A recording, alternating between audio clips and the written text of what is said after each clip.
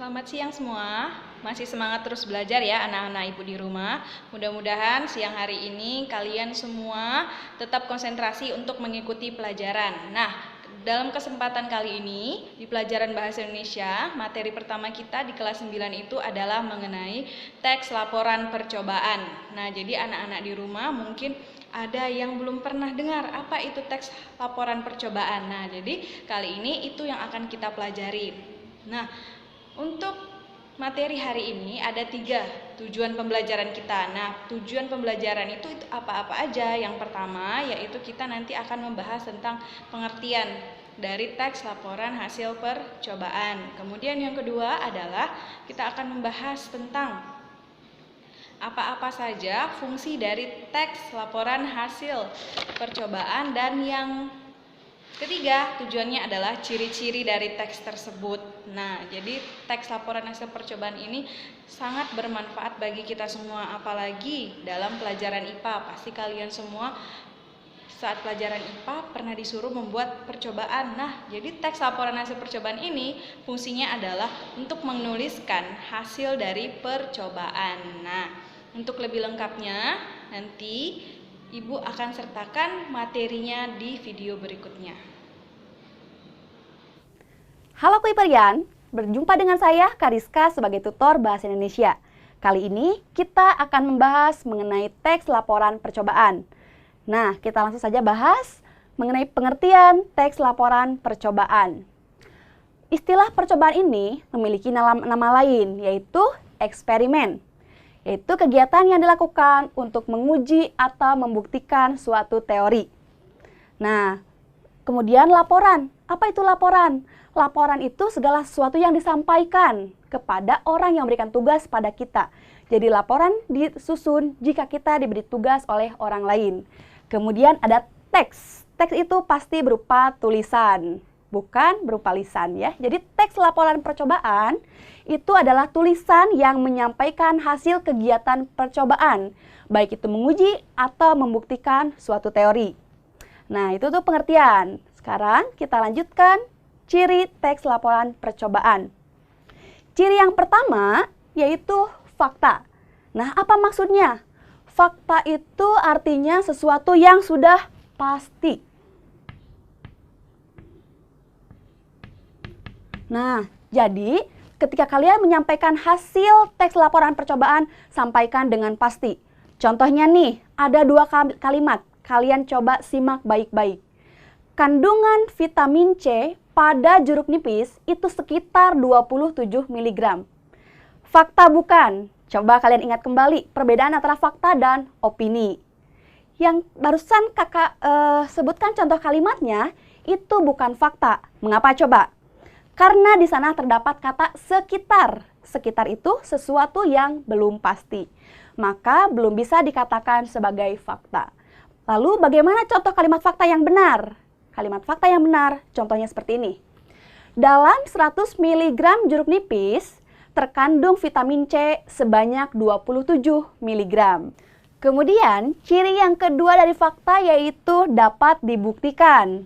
Nah, jadi kalimat tadi mengandung angka yang pasti dan dapat dibuktikan. Nah, jadi jelaskan untuk kalimat harus berupa fakta.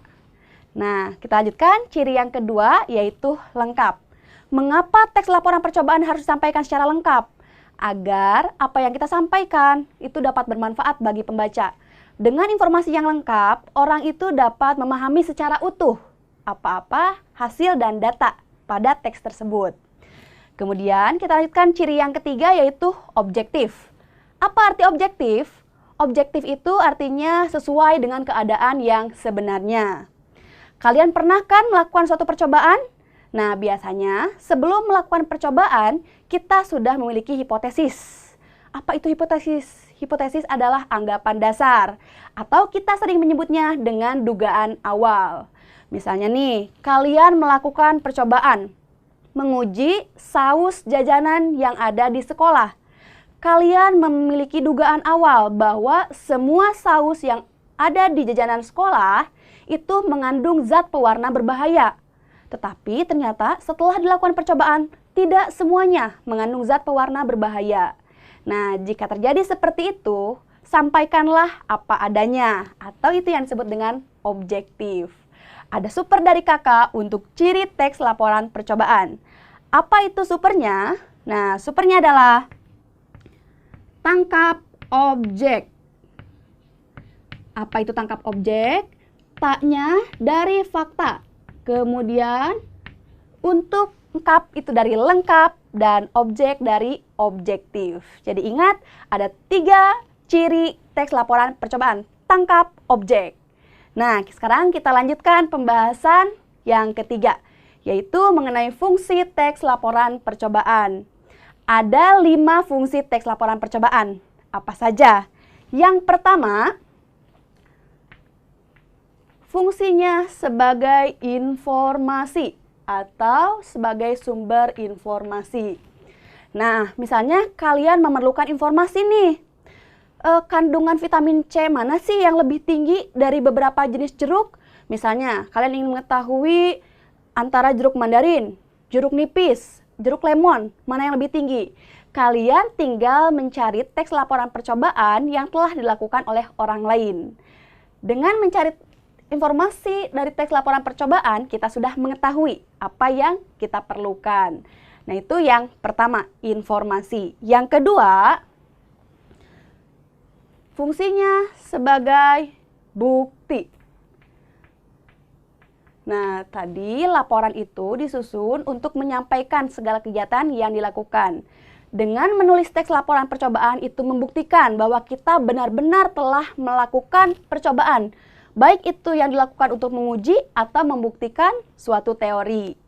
Yang ketiga, fungsinya yaitu untuk dokumentasi. Nah, dokumentasi. Dalam penyusunan teks laporan percobaan, kalian akan mengumpulkan data, mengumpulkan informasi, kemudian memilihnya atau mengklasifikasikannya dan menyajikannya. Tentunya kalian menginginkan teks tersebut selalu ada kan ketika diperlukan, dan kalian tidak ingin kehilangan teks tersebut, bukti tersebut. Nah, cara yang mudah agar tidak hilang itu dengan cara mendokumentasikannya. Baik anak-anak Ibu, sudah dilihat kan materi pembelajaran kita hari ini? Nah, sekarang Ibu akan memberikan tugas. Jadi tugas ini sifatnya adalah wajib, kamu harus mengerjakannya. Tugas bisa kamu kerjakan di kertas lembar, jangan lupa diberi nama, kemudian kelas, bidang studi, serta tanggalnya. Nah, tugas akan Ibu sertakan di video, silahkan dilihat.